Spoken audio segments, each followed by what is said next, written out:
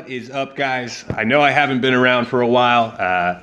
Bit late on this recap, been a little busy, but I brought some people back on. Two people have been on here before, and one brand new one. I wanted to highlight him real fast and say congrats. He's a new co-leader to Spartan's Legacy. It's Mudkey. I believe I'm pronouncing that right.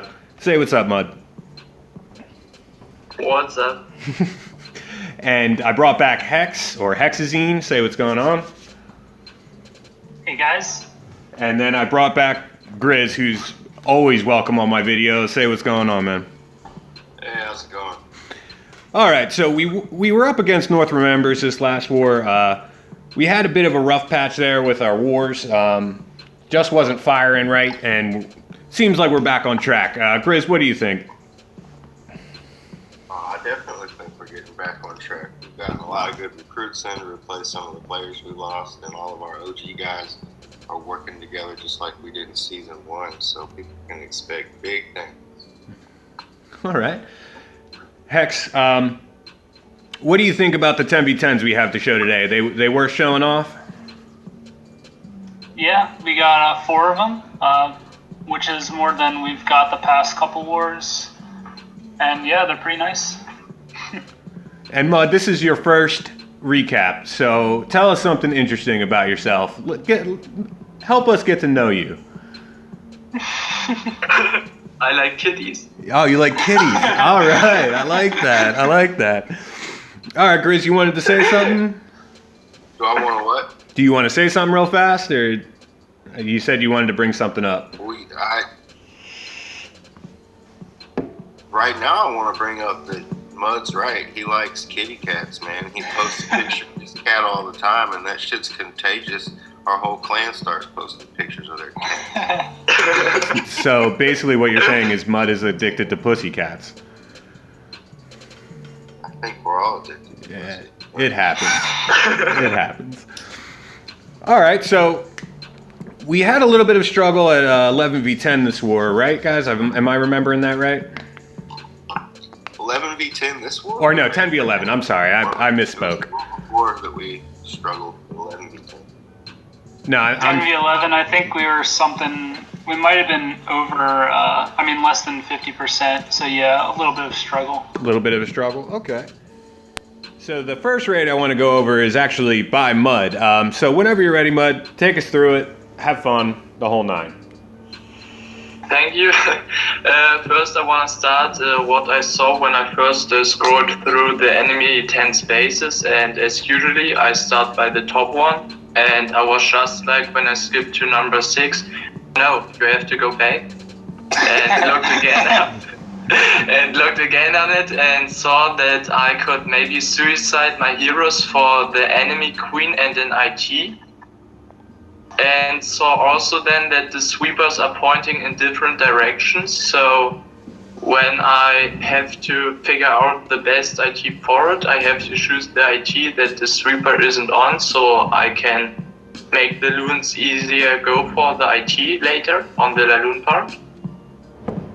Also, I saw that when I snipe the 430 OC mortar out with 1 loon, later my loon draw will get easier because I can bring different groups of loons to the wizard tower and archer tower behind that mortar, and let it then scout from a 9 with a pretty low funnel. Tried with baby drake, worked pretty well, but because of the fact that the baby drake is 2 levels lower than Ogre 10, he didn't clear the mortar at the top, and so his queen walked the wrong way.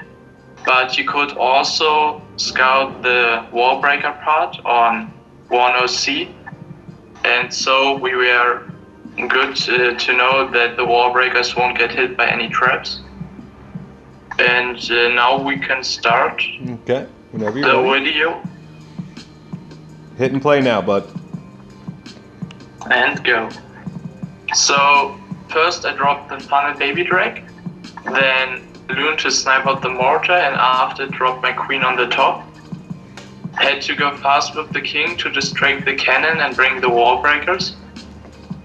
Also used loons on the 1/3 USC Archer Tower just to make it later easier for my Laloon. They don't have to go for it. And brought also 2 Skellies to aggro the enemy heroes and split them so that my queen can kill the enemy queen. Then I had a pretty easy loon drop, just overwhelming the base, pre-dropped pretty much my rages in the core and also the heal. And the base was pretty much destroyed. Also because my queen took out the enemy CC without her ability LED and helped at the end my Laloon going through the last wizard tower. Also backed then out of the base and made like a 9-hour cleanup walk. So basically what you're saying is mud OP is what I'm gathering. Mud OP. It happens, man. You know, you can be modest about it. We all know it happens, man. You don't have to. I mean, we're all pretty cocky about it, but you don't I have have no problem with that. to. So what is this? OP Your as fuck though. this is like your second triple in CWL, isn't it? Just It's my third, Holy and shit. I could have 4 and a 6-pack if I won time fair the 1 hit. Oh. And I believe my second war was it. Oh my god. Oh, okay. So Yeah, every war, Mod always like says the top base is easy, and no one believes him because it's like maxed out. And then towards the end, he like always hits it and triples it. yeah. Yeah, I hope One day we'll learn our lesson. yeah. No, let's keep with the that's tradition. what I'm hoping. Let's keep with the tradition But of going. maybe not because I won't triple then. Yeah. So great raid, Mud. That was awesome. How'd you like commenting on it? Do you like it? Do you not? The 2 times was really pretty fast. I need to be a rapper. Okay. All right. So one of the raids I wanted to go over was Hex's raid. So whenever you're ready, Hex, take us through it. Yeah, so for this base, we didn't really have a great plan for it until several hours late into war, but once we figured out the good plan for it, it went down relatively quickly. So the one who came up with the plan was Beast, and he realized that you can suicide the queen for an Inferno and 2 wizard towers, and we joined that up with a King and Valk entry to grab 2 air defenses and the queen, and that made it a pretty easy Lalo. The reason Beast failed was just because his Lalo spells were a little off, but once I fixed that, it went down pretty easily. Alright, so whenever you're ready. Yep. Whenever you're ready, man, just let me know. Yeah, so as you can see, the queen doesn't take any damage while she snipes the Inferno plus those wizard towers. And yep, pretty easy king entry. Grabs the sweepers that would end up being annoying. And when I start the Lalo, you notice I target a Tesla that was in the Inferno compartment that the queen took out. That was another change I made. But yeah, the Lalo went pretty smoothly and it was pretty wrecked. There was actually the same base on another base that they had. The same layout on another base. Oh yeah, it was The same that screwed up. Because like the wizard didn't take out the same round instead of grabbing the Inferno. But yeah, it was a pretty good raid. Well, you wouldn't have been able to do it without our boy Beast. you make it look so easy. How do you do it? Do you like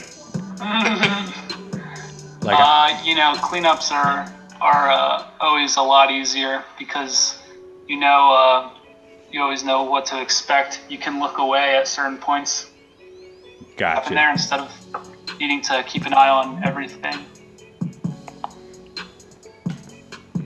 So were you happy with the raid? Did you like jump for joy, anything like that, or did you just kind of like just sit there Yeah, like, yeah, I was pretty happy. I was expecting it to work because the changes that we made it seem like it would go down pretty easily, and I was pretty excited that it did. I was really hoping for that 6-pack on the same base, but did you like drop the mic or anything, or did you just kind of sit there and What was like? Did you drop the mic or anything, or you just kind of like fist bump? What'd you do? I don't remember. Oh, okay. I know that Beast has been getting on voice chat lately. Cool as hell, because he didn't voice chat during season 1. Yeah. And he's actually an OG. Beast is probably the longest Spartan in Spartan's Legacy other than me and Scott, because Beast joined about a week after I did. So like it won 155 or something. So Wow. around forever Yeah, is what you're so, saying. Old school. So the next raid is by Fahim. Sadly, Fahim has jumped on the bandwagon and is no longer with us. So this is kind of a tribute. I would like a moment of silence to his memory. I'm obviously fucking around. I'm not going to speak ill of him. But who planned this one? This was Nas, right? Nas. Yeah, so Nas planned this one. Do you remember if it was a time fail or if something happened like he needed to tweak? I can't remember exactly what Nas's raid was. Nas got a 95%. Nas got a 95% on I it. know the scout was really good, and he might have like changed something subtle, and it ended up working against him, and then He they might just have. went back to the scout. Yeah. Didn't Nas bring a skipping heal the or jump or something like that? I forget was what it that? was. So I'm about to hit play right now, guys, just so you know. Are you guys ready? Mm-hmm. All right, so he sees the bowler snipe on about, what is that, 11 o'clock, drops queen at 12 for the town hall. She's going to walk down, clear some buildings, get the air defense, and he's going to actually pretty much set one side of his funnel. Nas did this as well. His queen did the same thing, actually. I remember that part, at least. But he's going to drop a whiz about 3 o'clock, set the other side of the funnel after the golem's down. He's going to double wall break here, which is crazy to watch. I always love double wall breaks. Bowler's down, king as well, rage down, and he used the heal for the kill squad on this one. I haven't seen that too many times. Most people save that for the Laloon portion. But with the jump, opens up a lot of the base. He gets a ton of value, and he starts his Laloon portion, which can't really comment on because I suck at air. Has some haste left. I mean, at this point, the base is pretty much wrecked. He's got a rage left that he just dropped.